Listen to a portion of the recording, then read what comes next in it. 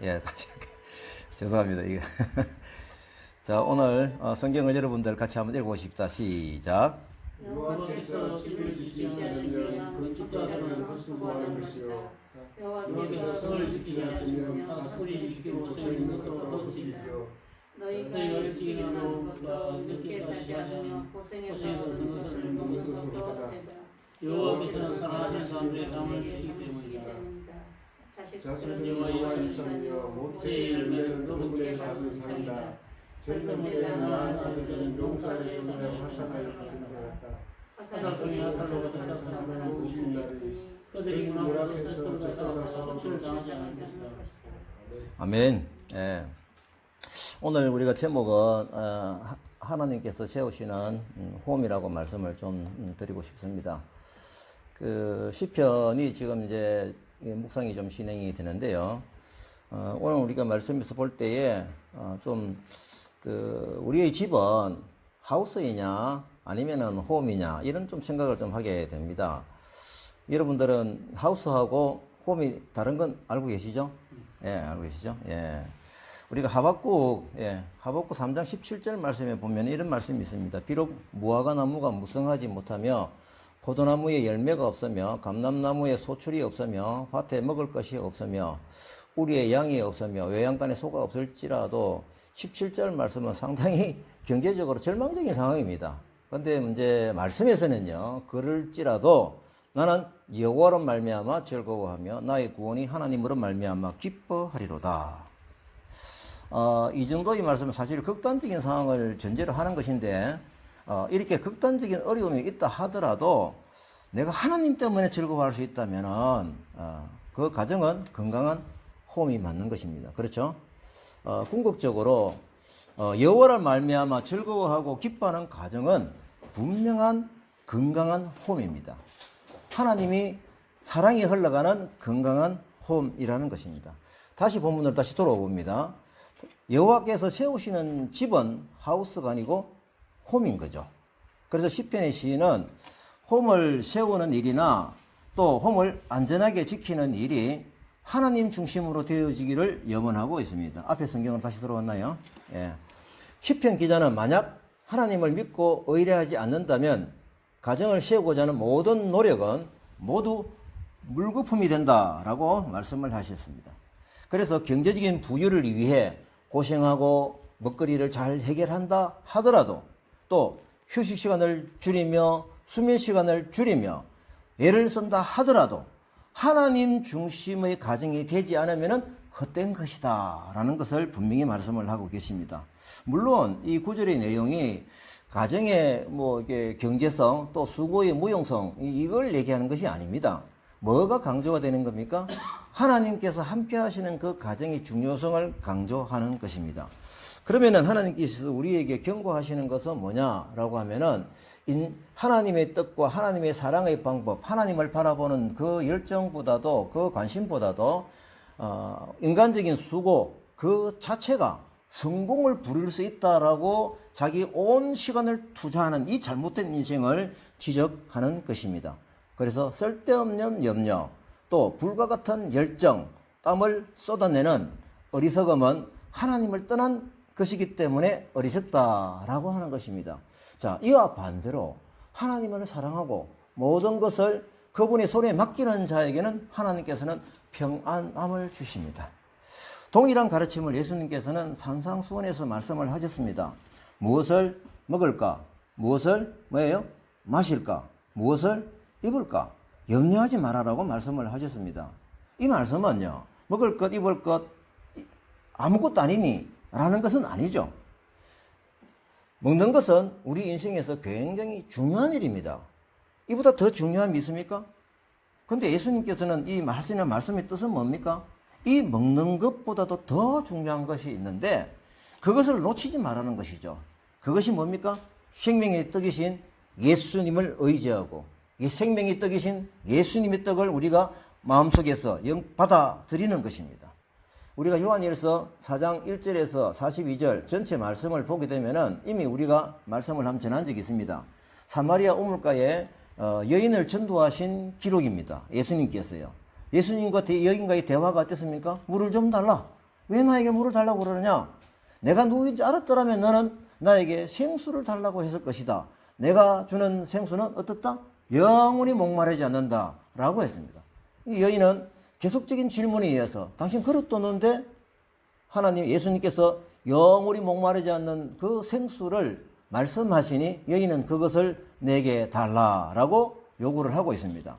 그래서 갑자기 예수님은 남편을 불러오라. 없다. 맞다 네 말이. 5명이 있었는데 지금도 내 남편이 아니다. 자, 그러면 이 상황에서 볼 때 저는 이 여인의 집은 뭡니까? 홈이 건강한 홈입니까? 전혀 아니죠. 예, 건물은 비를 피하는 하우스는 어떤지는 제가 모르겠습니다만은 홈의 입장에서 정말 평화가 임하는 홈의 입장에서는 완전히 바닥입니다. 예수님은 이제 이것을 건드리신 거죠. 예수님이 전한 복음은 무엇입니까? 이 여인은 생수를 먹고 생명의 떡인 예수를 구세주로 또 영적으로 신랑으로 영접하여 그의 삶이 달라져 버린 것이죠. 일단 표면적으로는 이 여인은 너무 기뻐서 자기가 물길로 온 물동이를 버려두고 동네로 뛰어가서 예수 그리스도 구세주를 만났다는 것을 증언을 하고 있습니다. 자, 기록에는 나오지 않지만은 예수님께서 이 남편 문제를 첫 질문으로 꺼냈으니까 이 그녀의 가정, 이제부터는 이 그녀는 뭡니까? 이 가정은 그 지금 현재 살고 있는 남편과 정말 평생 동안 축복의 홈으로 분명히 거듭났을 것이다 라고 믿어 의심치 않습니다. 예, 예수님은 이것을 건드리셨으니까 그래요. 자, 그러면 하나님께서 세우시는 가정은 어떤 가정입니까?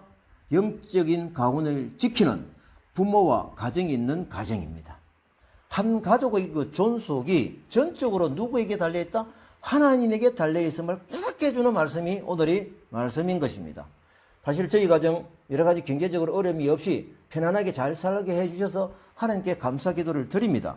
그러나 하나님께서 세우시는 그 가정이 더 중요함을 깨닫기 때문에 부단히 기도하고 자녀들 위해서 기도하고 우리 가정의 평안을 위해서 하나님의 사랑이 흘러가도록 기도하고 있는 것입니다.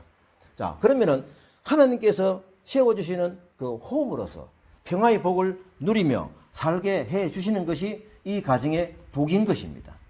자, 이제 시편 128편 1절에서 6절 말씀으로 넘어갑니다. 복된 길입니다. 제가 굵은 말씀 읽어보겠습니다. 여호와를 경외하는 사람은 누구나 그분의 길로 행하는 사람은 누구나 복이 있도다. 내 손으로 수고한 것을 먹을 것이요 네가 행복해지고 잘 되리라. 내 안에는 열매 맺은 포도나무 같고 내 자식들은 올리브나무처럼 내 식탁 주위에 둘러앉으리라. 여호와를 경외하는 사람은 이런 복을 받으리라. 여호와께서 너는 평생토록 예루살렘이 잘 되는 것을 보리라. 내 자식의 자식들까지 보기까지 이하리라. 이스라엘의 평화가 있기를. 이 말씀을 시편 128점에서 주셨습니다. 자, 저는요, 이름을 보게 되면은요, 보고의 매뉴얼입니다. 매뉴얼은 우리가 기계를 살 때에 어떻게 가동이 되는지라는 그 매뉴얼을 중요하게 생각하듯이 우리 가정이 복을 받는 그 홈이 되는 데 있어서 매뉴얼이라고 그러면은 또렷하게 주신 매뉴얼, 진리의 말씀, 변하지 않는 말씀으로 매뉴얼을 주셨다고 그러면은 우리는 이것을 선명하게 바라봐야 될 이유는 충분한 것입니다. 오늘 보게 되면 1절 상반절에 봅니다. 첫째 우리는 뭐냐면요, 여호와를 경외하는 사람은 누구나 복을 받을 대상이 되는 것입니다. 결국 하나님의 백성이 되어야 한다는 것입니다. 하나님 앞에 무릎을 꿇고 경배하는 그 자세에 들어있는 것이 첫 번째 요구되어지는 배경인 것입니다. 그 다음에 1절 하반절에 보면은 그분의 길로 가는 사람이 복이 있습니다. 그분의 길이라는 것은 뭡니까? 하나님이 주신 약속의 그 길입니다. 그 약속은 어디에 기록이 되어 있나요? 하나님 말씀에 그 약속이 뚜렷하게 기록이 되어 있는 것이죠. 그래서 복된 삶은, 복이라는 것은 뭐냐라고 하면은 내 호주머니에 들어온 것이 아니고 하나님께 주신 약속을 붙들고 살아가는 삶 그 자체가 복된 삶이다라는 것입니다. 그 다음에 세 번째 보면은요, 3절을 봅니다. 하나님은 가정 공동체가 이 복을 누리며 살기를 원하시는 거죠. 하나님이 원하시는 겁니다. 가정 공동체가. 결국은 우리가 바라는 건강한 홈이 되기를 원하는 그런 하나님의 바람이 여기에 들어 있는 것입니다. 자식의 자식들까지, 그죠? 자식의 자식들까지 평생도록 복된 삶을 누리며 사는 것이 하나님의 바람이자 바로 그 방법인 것입니다. 그래서 계속적으로 여호와를 경외하면서 그분의 길을 따라가면서 살아가는 그 개인과 가정은 복된 가정이다라는 것입니다. 이 복의 결정체는 하나님의 평화가 임하는 것이고요. 하나님의 사랑이 흘러가는 바로 그 공동체인 것입니다. 우리가 성경의 매뉴얼로 무수히 많이 기록된 것은 똑같은 말씀으로 제가 확인을 많이 했습니다. 근데 사실 제가 이런 교육을 잘 많이 받지를 못했어요. 제가 감사하게도 성경을 깊이 묵상하는 중에 이 말씀들이 계속 같은 말씀을 하는 것을 확인을 하고 제가 마음속에 또렷하게 기록을 해 놓은 매뉴얼인 것입니다. 자, 시편이 시작이 그렇거든요. 시편 1장 1, 2절에 보게 되면요. 자, 여러분들 같이 한번 읽어보십시다. 시작. 복 있는 사람은 악인들의 꾀를 따르지 아니하며 죄인들의 길에 서지 아니하며 오만 자리들의 자리에 앉지 아니하고 오직 여호와를 율법을 즐거워하여 그 율법을 주야로 묵상하는 자로다. 똑같은 말씀이죠. 똑같은 말씀입니다. 하나님께서 진리의 말씀을 선명하게 기록해 주셨으니 우리는 이 매뉴얼대로 따라가는 삶이 중요하고요. 또 이 매뉴얼을 주신 하나님께 늘 감사하며 살아가야 되는 것이죠. 그래서 저는 이 복 받는 복 중에서 가장 큰 복은 뭡니까? 구원받는 복입니다. 이건 절대 잊어서는 안 됩니다. 그래서 이 땅에 누리는 평화, 평안, 하나님 주시는 그 복, 이 부분 우리가 절대 놓치지 말고 살아가야 되겠습니다. 물론 하나님께서 주시는 그 경제적인 복도 주시지만은 이것을 하나님이 주시는 그 평화의 법하고 바꾸어서는 안 된다라는 것입니다. 그래서 자녀를 키우는 부모 입장에서 자식의 자식들까지 평생도록 잘 되는 것을 보게 될 것이다 하시니 이 얼마나 감사한 것입니까? 저는 자녀들에게도 이 매뉴얼을 잘 가르치고 싶은 것입니다. 왜? 복된 약속의 길은 우리 가정 대대로 물려갈 수 있는 하나님의 방법이 흘러가기 때문에 그런 것입니다. 자, 이제 우리 시편 130편에서 131편 말씀을 같이 보도록 하겠습니다. 저는 이 제목을 골방기도의 힘이다 라고 제가 제목을 붙였습니다. 제가 큰 글씨만 말씀을 읽겠습니다. 오 여호와여, 깊은 곳에서 내가 주께 부르짖었습니다. 귀를 기울이소서. 여호와여, 주께서 죄를 지적하신다면 오 주여, 누가 견뎌낼 수 있겠습니까? 그러나 용서가 주께 있으니 주는 경의를 받으실 분이십니다. 내가 여호와를 바라고 내 영혼이 기다리며 여호와의 말씀에 소망을 두고 있습니다. 내 영혼이 주를 기다리는 것이 아침이 오기를 기다리는 파수꾼보다 더 간절합니다. 이스라엘은 여호와를 바라라. 변함없는 신실하심이 여호와께 있고 온전한 구원이 그분께 있도다. 그분이 손수 이스라엘을 그 모든 죄악에서 구원하시리라. 오 여호와여, 내 마음이 교만하지 않고 내 눈이 높지 않습니다. 내가 너무 큰 일들과 나에게 벅찬 일들을 행하지 않습니다. 내 영혼을 가만히 하니 내 영혼도 젖된 아이와 같습니다. 오 이스라엘아, 지금부터 영원히 여호와를 바라라. 계속적으로 이게 반복되어지는 부분이 기록이 되어 있는 것을 여러분들 확인을 하게 되는 것입니다. 우리가 성경을 읽을 때 하나님께서 베푸시는 것이 무엇인지, 또 중요한 것은 뭡니까? 내가 해야 할 행위가 무엇인지 이것을 구분해서 잘 살펴봐야 됩니다. 하나님은 분명히 우리에게 행하라고의 포인트가 있는데 우리의 포인트가 하나님 주십시오의 포인트가 있다고 그러면 이게 잘못된 것입니다. 오늘 주신 말씀에 보면요, 일단 하나님께서 주시는 그 은혜는 어디에 기록이 되어 있습니까? 7절 말씀에 압축이 되어 있습니다. 뭡니까? 변함없는 신실하심으로 복을 주시는 분이다. 변함없이 신실하심으로 주는 겁니다. 그래서 온전한 구원이 하나님께 있는 것입니다. 우리 인생은 이 복을 받을 수 있을까 걱정하시면 안 됩니다. 하나님이 주시기로 작정을 하셨습니다. 사실 이 복을 받고 못 받고는 누구에게 달려있나요? 나에게 달려있는 것입니다.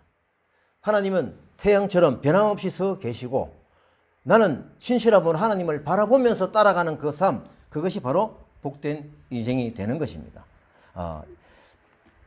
오늘 말씀에 내가 하나님을 바라는 방법을 구체적으로 한번 보겠습니다. 첫째 1절에 봅니다. 첫째 뭡니까? 깊은 곳에서 내가 주께 부르짖자입니다. 저는 이 말씀을 묵상하면서 깊은 곳이 어디일까 생각을 해봤습니다. 깊은 곳이 어디일까요? 우리 오이사님 한번, 깊은 곳이 어디입니까? 깊은 곳에서 주께 부르짖자는 거예요. 지하로 들어가야 되나요? 저는 이 말씀을 볼 때 오늘 제목을 생각해냈습니다. 골방에서의 기도다. 아무도 쳐다보지 않더라도 내 혼자 있을 때 하나님께 간절히 하는 기도, 이것이 바로 깊은 곳에서 주께 부르짖는 기도이다 라고 생각합니다. 혼자 있을 때 나는 얼마나 기도하고 있습니까? 또 시간을 정해놓고 혼자 하는 기도의 시간이 있습니까? 아침 기도는 잘 하십니까? 저는 아침 기도는 좀 하는데 저녁 기도는 이 말씀을 묵상하면서 잘 하지 못한 것을 생각해냈습니다. 식사 기도도 더 짧게 해버려요. 그래서 골방 기도를 다시 한 번 더 제가 생각을 하고 아침 기도는 물론 저녁에도 또 애타게 깊숙한 곳에서 주께 부르짖는 기도를 해야 되겠구나 라는 마음을 먹게 되었습니다. 그리고 두 번째 뭡니까? 3절 4절을 봅니다. 3절 4절에 보면요, 기도의 방향이 나옵니다. 뭡니까? 주께서 지적하시는 죄에 민감해서 회개 기도를 하라는 것입니다. 우리가 기도할 때 복 받는 인생은요, 먼저 내 마음속에 하나님이 이 싫어하시는 죄 문제를 털어내야 돼요. 깨끗하게 유지해야 그 그릇에 하나님이 주신 것을 아멘하며 받을 수가 있다라는 것입니다. 그래서 용서가 누구에게 있습니까? 하나님께 있는 거죠. 주께 있으니 깨달은 대로 회개 기도를 하는 인생, 복된 인생입니다. 그래서 주께서 주시는 그 복을 이제 자격을 갖추는 그런 상황이 되는 것이죠. 자, 그 다음에 우리가 세 번째 내용을 보게 되면 5절에 나옵니다. 이 열방 기도로 내 영혼이 여호와를 바라고 기다리는 힘을 키우자. 왜? 소망은 하나님 말씀에 있으니까요. 그래서 이 부분이 있고요. 그 다음에 우리가 늘 바라는 기도는 어느 정도이냐 비유 말씀을 해주시는데 네 번째 6절에 나옵니다. 어떤 정도인가요? 파수꾼이 아침이 오기를 기다리는 것보다 더 큰 간절함으로 어떤 기도를 하자? 골방 기도를 하자 이겁니다. 그 간절함이 과연 있느냐 이겁니다. 그래서 정말 우리가 파수꾼이 아침 오기 정말 졸려가지고 빨리 그 내부 안에 들어가서 씻고 밥 먹고 자고 싶은데 그 간절함을 가지고 우리가 하나님께 바라는 기도를 하느냐라는 것을 이 말씀을 보면서 다시 한번 깨닫자. 왜요? 우리는 복을 받고 싶어서인 것입니다. 자, 다섯 번째 봅니다. 131편 1절 말씀에 있어요. 그게 뭡니까? 내 마음과 내 눈이 교만하여 높아지지 않게 겸손으로 골방 기도를 해야 됩니다. 그래서 우리가 기도하는 내용을 보게 되면은 하나님께서 복을 반드시 주시기 위해서 우리에게 요구되어지는 그런 행위를 요구하고 계십니다. 여기에 우리는 포커스를 맞춰야 됩니다. 재용서받는 기도를 해야 되고요. 그 다음에 어떻습니까? 간절함을 가지고 기도해야 되는 거죠. 그리고 소망이 하나님께 있다라는 것을 소망의 힘을 가지고 우리가 기도에 집중해야 되는 것입니다. 그래서 골방 기도는 하나님이 내 편이 되게 오달라 기도가 아니고요. 무슨 기도입니까? 내가 하나님 편이 되어야겠다는 그 각오하는 기도가 바로 골방 기도인 것입니다. 사실 인간은요, 믿을 수가 없어요. 감정이 시시때로 변해요. 그날 상황에 따라서 또 변해요. 또 인간은 내 욕심을 채우고자 하는 그 본능의 힘이 너무 강하기 때문에 내 소견대로 살 때가 많아요. 그런 생각이 불쑥불쑥 튀어오르거든요. 그러면은 시편 시인의 근거대로 영원한 변하지 않는 누구를 바라보라? 하나님을 바라보고 하나님 쪽에 가까이 가도록 노력하는 우리 인생이 되어야 된다라는 것입니다. 이 모습이 바로 뭡니까? 아기가 엄마 품에 안겨 있는 그것처럼 우리가 하나님 품에 평안함을 누리는 그런 어떤 모습의 기도가 어떤 기도다? 저는 골방 기도라고 보는 것입니다. 그래서 우리가 시편 133편에는요, 이런 상황이 진행이 될 때에 어떤 결과가 우리에게 또 주어지느냐라고 하면은 133편의 말씀대로 형제 동거가 하는 아름다움이 있다. 이게 홈의 모습이죠. 여기서 형제는 가정이면 부모와 자녀들 가리기고, 그리고 교회 공동체에서는 저희들과 뭡니까? 성도들과 같이 동거하는 이 아름다움이 하나님의 복받는 과정 중에 보면 이것이 드러나게 돼 있다라는 것이죠. 자, 성경을 봅니다. 보라, 형제가 연합하여 동거함이 어찌 그리 선하고 아름다운고, 머리에 있는 보배로운 기름이 수염 곧 아론의 수염까지 흘러서 그의 옷깃까지 내림 같고, 헐몬의 이슬이 시온의 산들에 내림 같도다. 거기서 여호와께서 복을 명령하셨나니 곧 영생이로다. 자, 이것은 우리가 말씀을 참 많이 하면서 듣죠. 형제가 연합하여 동감이 어찌 그리 선하고 아름다운고. 이 말씀에 참 고맙고 감사하죠. 여기서 우리는 우리의 형상으로 창조하신 하나님의 뜻을 다시 한 번 더 새기는 것입니다. 형제는요, 피를 나눈 관계도 있지만은 이렇게 같은 비전을 품고 하나님 같은 백성들이 하나님 나라 이익을 위해서 신앙의 공동체로서 생각하며 같이 하나님을 바라보며 살아가는 이 동거함, 이것이 얼마나 아름다우냐, 바로 이것입니다. 그래서 우리가 2절 말씀에 보게 되면요, 이게 이제 비유가 나오는데요, 이 아름다움이 어느 정도로 내려가야 되느냐라는 거 보면요, 참 보배로운 기름이 아론의 수염에 흘러서 그의 옷깃까지 내린 것 같다. 이 뜻이 조금 뭔가 감은 살짝 오는데 좀 정확하게 알고 싶어서 제가 주석을 좀 찾아봤습니다. 거기 보니까요, 어떻게 기록이 되어 있는가. 대제사장이신 그리스도를 머리로 하는 교회 공동체가 성령의 하나 되게 하심을 통하여 귀한 기름과 같은 사랑과 우애를 나누게 되는 것이 바로 이 말씀이다라는 것입니다. 얼마나 멋있는 말씀이에요.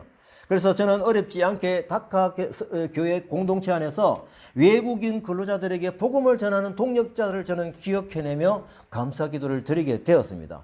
요즘 다카 교회에서 일어나는 일들이 심상치 않습니다.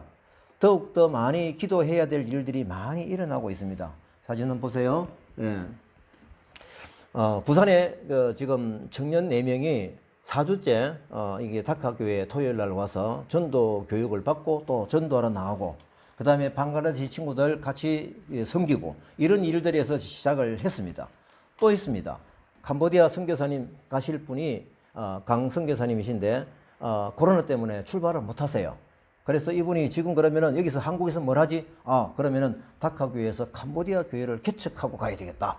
그리고 나중에 캄보디아 갔을 때 캄보디아 현지와 한국에서의 캄보디아 이런 어떤 그 입체적인 부분을 같이 연결해서 사역을 해야 되겠다라고 결심을 하는 것을 어제도 들었습니다. 그 다음에 또 있습니다. 우즈벡 선교사로 가실 분이 또 이 코로나 때문에 못 갔습니다. 그리고 울산에 계신 분인데 우리 홍 선교사님이 지금 여기 다카 교회 한 3번째 오셔가지고 어제도 오셔가지고 같이 전도 교육 같이 하고 그리고 우즈벡 교회를 개척하겠노라고 마음을 먹고 결심하고 갔습니다. 또 제가 캄보디아 그 선교로 가실 강 선교사님의 얘기를 들었는데 밀양의 한 교회는 태국을 섬기고 있대요. 이 얘기를 들은 거예요. 그러니까 그러면 우리가 태국 교회를 이렇게 섬기도록 하겠다라는 그런 얘기를 또 들은 거예요. 또 보면은 예수 전도단 출신인 네팔 선교사님이 밀양에 오셨대요. 밀양 연고가 없는 데 오셨대요. 한 20년 하신 분인데 전문가예요. 그래서 이분이 한번 여기 오셔가지고 소문을 듣고 오셔가지고 얘기를 하고 갔습니다. 제가 마음으로 기도하기로는 이분이 또 네팔 교회를 또 개척할 수 있겠구나라는 기대를 하게 되는 것입니다. 자, 동시에 터진 이게 지금 현재요. 제가 최근에 막 한 달 새에 일어나는 굉장히 급박한 상황이거든요. 정말 영적인 상황이 크게 벌어지고 있는 것입니다. 큰 일이 벌어지죠. 그러면은 이 동시에 가장 위급하게 느끼며 공격하고자 하는 누가 있을까요? 사탄의 세력이 있는 것이죠. 큰일 난 거죠. 이걸 그대로 두면은 지금 하나님 나라 백성이 확장되어지고 내가 내 부하로 내 밑에 자라던 그런 사람들이 다 하나님 나라 뺏기겠구나. 아주 강한 위급함을 느낀 태클이 있었습니다. 이거는 좀 상식적으로 이해가 안 되는 태클이었는데 이것은 저는 하나님께서 당연하구나. 이 동시에 일어나는 일들이 하나님의 큰 잔치가 일어날 때는 사탄은 거기에 공격을 하기 위해서 얼마나 크게 준비하며 강하게 쏟아 부을까라는 것입니다. 저는 어떻게 보면은 당연하다고 봐집니다. 그래서 우리는 어떻게 할까요? 기도하는 사인으로 알고 이 부분을 가지고 부단히 기도를 해야 될 것입니다. 그래서 다카 교회를 통해서 하나님 나라가 확장이 될 때 하나님이 영광 받으시고 우리가 그 하나님의 백성으로서 복 받는 자리에 있는 것, 이게 얼마나 우리가 축복된 자리이냐라는 것입니다. 자, 이 상황을 하나님은 뚜렷하게 보고 계실 것입니다. 제가 아침 묵상을 하다가 깜짝 놀랐습니다. 오늘 이 상황이 시편 139편 말씀에 들어있더라고요. 제가 길어서 다 읽지는 아니하고요. 핵심만 제가 보겠습니다. 시편 139편 먼저 1절부터 5절 말씀을 한번 보겠습니다. 여호와여, 주께서 나를 살펴보셨으므로 나를 아시나이다.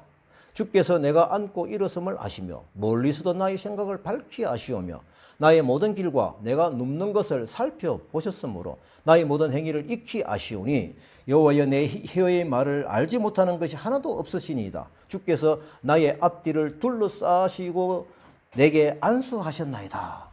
지금 현재 제가 사실은 이런 기도를 하는 거죠.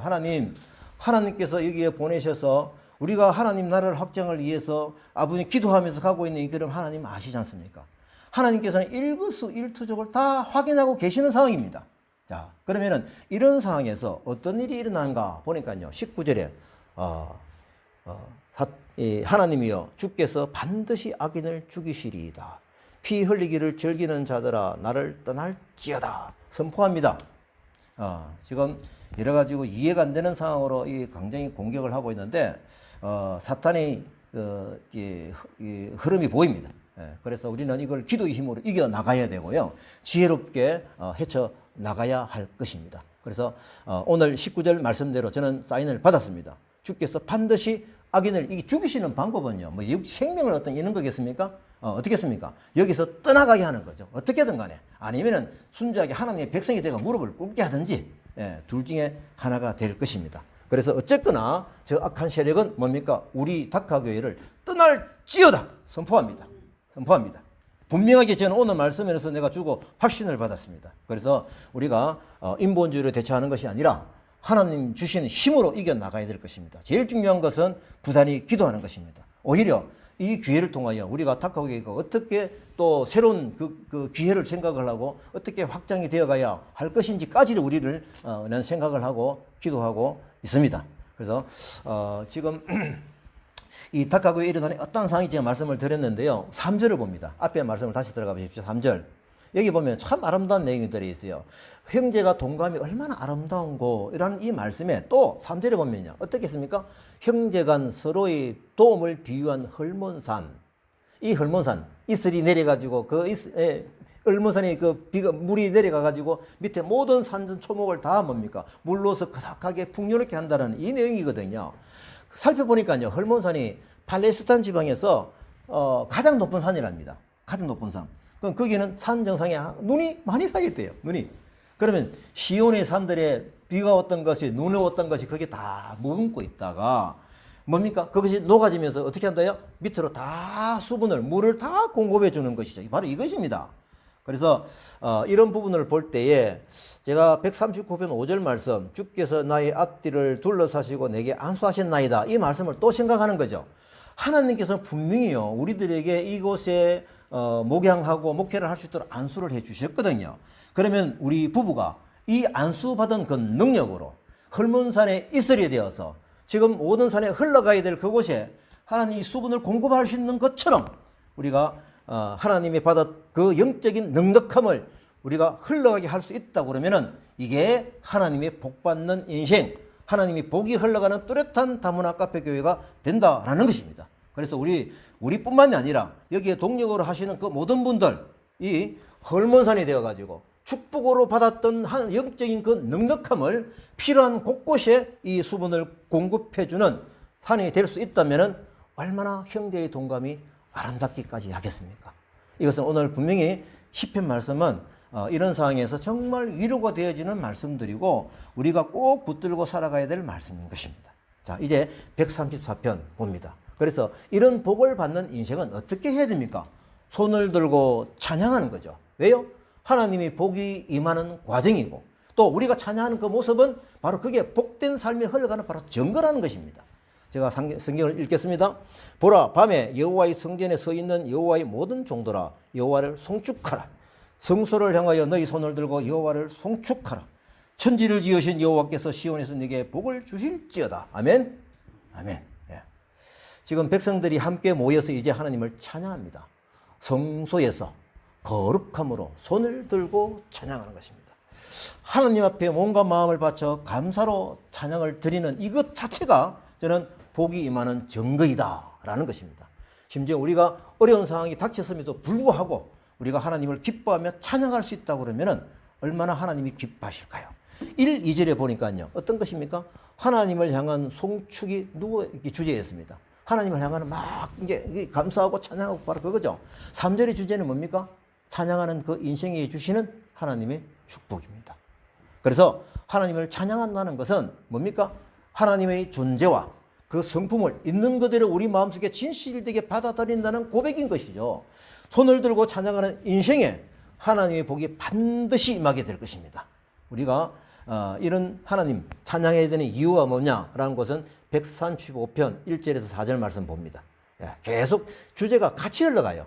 그러면 우리가 여호와를 찬양하는 이유가 뭐냐? 또 다시 한 번 더 우리에게 말씀을 주십니다. 지금 시편 135편은요. 우리가 찬양해야 하는 이유를 확인해 보시기 바랍니다. 여호와여 이름을 찬송하라. 여호와여 종들아 찬송하라. 여호와의 집 여호와의 성전 곧 우리의 하나님 성전뜰에 서 있는 너희여 여호와를 찬양송하라. 여호와는 선하시며 그 이름이 아름다우시니 그 이름을 찬양하라. 여호와께서 이스라엘을 자기의 특별한 소유로 택하셨음이로다. 여호와께서는 모든 신들보다 위대하시도다. 찬양하는 이유입니다. 여호와께서 그가 기뻐하시는 모든 일을 다 행하셨도다. 안개를 땅끝까지 일으키시며 비를 위하여 번개를 만드시며 바람을 그 곳간에서 내시는도다. 그가 애굽의 처음 난자를 사람부터 짐승까지 쉬셨도다.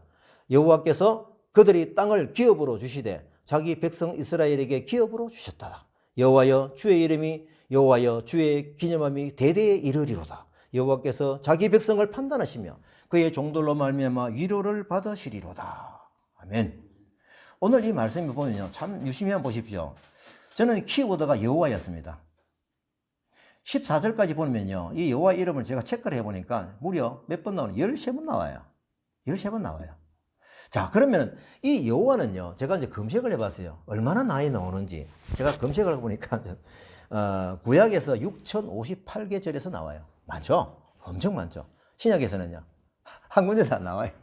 이 여호와는 뭡니까? 구약 시대 때에 하나님을 부르는 여호와의 이름이었습니다. 이 하나님은요, 신구약 전체에서 4274개 절에서 나오거든요. 그래서 구약 성경에서 여호와 이름이 얼마나 많이 나오는 것을 이제 확인을 해보자 하고요. 그 다음에는 우리가 여호와 이름의 뜻을 알고 싶은 거예요. 정확하게 알고 계세요? 여호와 이름의 뜻이 뭐죠? 여호와의 호칭이 반복이 되는데요. 이거는 주로 어디 때 주로 쓰였냐면 광야 시대 때에, 그 힘들고 어려울 때에 이 제사장들이 이스라엘 자녀들을 축복할 때 여호와의 이름을 반복해서 불러서 그들을 축복했다는 것입니다. 그래서 이 하나님 여호와의 이름은요, 뭐냐라고 하면은 하나님의 본질을 묘사하는 이름이다라는 것입니다. 그래서 이 여호와의 이름은 과거부터 시작해서 현재는 물론 그리고 미래에 이르기까지 영원한 존재하시는 분이라는 뜻이 무슨 뜻이다? 여호와의 뜻입니다. 지금도 함께 하시고 과거에 함께 하셨던 하나님, 미래도 우리와 함께 하시는 하나님, 이 부분이 바로 여호와 하나님이신 것입니다. 그래서 영원 전부터 존재하시며 결코 창조된 적이 없는 하나님을 의미하는 것이죠. 신약 성경에서도 이런 말씀이 있죠. 이제도 있고 전에도 있었고 장차 오실 자로 소개를 하고 있습니다. 자, 그러면은 우리가 4절 말씀을 봅니다. 하나님께서 특별한 소유로 택하셨습니다. 이 이스라엘을 택하셨다라고 하는 것은요, 열방 민족을 택하신 것이고요, 하나님의 백성을 택하신 것이죠. 근데 그 이유가 뭡니까? 그 이유가 성경을 보면요, 하나님 자신을 위해서라고 합니다. 그러면 하나님을 자신을 위해서 어떻게 하신 거예요? 하나님 자신을 위해서 우리의 사랑을 대상으로 삼기 위해서 인간을 창조하셨다, 이런 것입니다. 그래서 우리 인생은 하나님과 사랑하며 잘 지내는 것이, 잘 사귀며 지내는 것이 택함 받은 백성으로서 잘 하고 있는 것입니다. 그래서 우리의 여호와 하나님입니다. 따라합니다. 우리의 여호와 하나님. 예, 이게 상당히 중요합니다. 우리의 여호와 하나님입니다. 6절에 보면은 하나님의 속마음을 알 수가 있어요. 뭡니까? 여호와가 기뻐하시기 위해서. 그렇죠? 천지와 바다와 모든 깊은 데서 다 행하신 역사가 있다라는 것입니다. 자, 이 기쁨의 역사는 하나님만 기쁠까요? 거기에 들어있는 하나님의 백성들하고 같이 기뻐하는 것입니다. 그래서 여호와가 기쁨으로 행하신 일을 보여주시는데요. 그게 뭔지 한번 보십시다. 7절부터 12절에 나오더라고요. 여호와가 기쁨으로 행하신 일입니다. 행하신 일. 첫째 뭡니까? 7절에 보면은 창조하신 이 자연계를 다스리시는 모습입니다. 하나님께서는 이 자연계를 다스리십니다. 그 다음에 8절, 9절 말씀을 보게 되면요, 이스라엘의 자유를 주시기 위해서 적인 애굽을 재앙으로 심판하신 것입니다. 그 내용이거든요. 그 다음에 10절에서 11절 말씀은 뭐냐라고 하니까요, 약속해 주신 가나안 땅을 정복할 때 대쟁하는 많은 나라를 치신 것입니다. 그 다음에 12절에 봅니다. 그들이 땅을 기업으로 주시되 자기 백성에게 기업을 주셨다. 이 하나님이 기뻐하신 일을 행하신 일들인 것이죠. 자, 보십시오. 하나님께서 우리에게 기쁘신 뜻을 행하기 위해서 우리 백성에게, 우리에게 기업으로 땅을 주시기 위해서 역사하신다라는 것이죠. 이 모든 것을 약속해 주신 대로 복을 기업으로 주시면서 뭡니까? 하나님이 기뻐하시고 내가 기쁘게 되는 것입니다. 그래서 우리 인생은 뛰어난 여호와의 이름을 대대에 이르도록 찬양하고 경배하는 것이 마땅하다라는 것입니다. 그 찬양이 제가 이제 말씀을 정리하면서요, 처음이 있고 또 마지막이 있더라고요. 제가 보니까 1절부터 3절이 찬양이에요. 요거가 똑같은 찬양이 19절부터 21절까지 있는 거예요. 어때요? 똑같죠? 예. 그러면 지금 이제 처음과 마지막에 딱 그냥 똑같은 찬양하는 내용이 있으면서 그 중간에 일들은 뭡니까? 우리가 찬양할 이유들을 탁 집어넣으신 것입니다. 그래서 우리가 이제 찬양하고 경배하는 하나님께 기도합니다. 근데 이 코로나 사태가 쉽게 사그러지지 않을 것 같아요. 지금 세계적인 팬데믹 현상이 분명히 고통의 시간입니다만 여기에 하나님께서 숨겨 놓으신 그분의 방법이 분명히 있습니다. 기독교 역사를 제가 살펴보니까요, 상황이 어려울 때 오히려 부흥이 있었습니다.